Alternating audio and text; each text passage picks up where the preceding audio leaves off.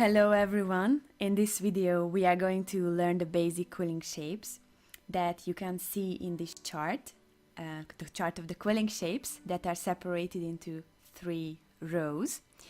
In the first 2 rows there are shapes that belong together because they are made up of one circle which is fully rolled up, and all of them are rolled up into one direction, while the shapes in the third row are not rolled up only in one direction, but they are rolled up in different directions, and we also don't roll up the paper fully.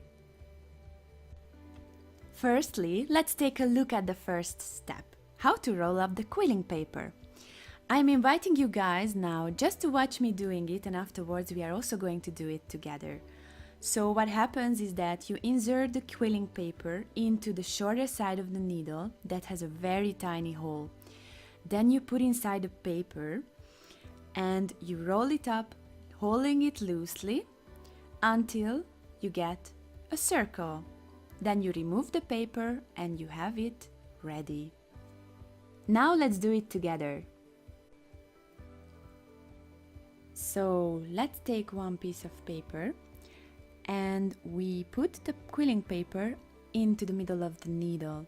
When you are there, make sure that you don't have the paper sticking out on the other side of the needle, but the paper basically starts at the end of the needle. Then start to roll it up either towards yourself or to the other direction. While you are rolling up with one hand, stick the needle to your other thumb and hold the paper loosely, because the looser you hold, the bigger the structure is going to be, and the tighter you hold it, the smaller it's going to be. Right now what we would like to do is to have it loose, because we would like to shape it further. So try to hold your hand in a way that allows the coil to be loose.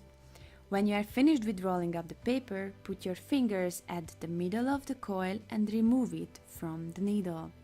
Then the last step is to put a little bit of glue to the end of the paper, and we attach the side to the form. So like this we are going to get a closed shape, and from this shape we can go on to create different forms.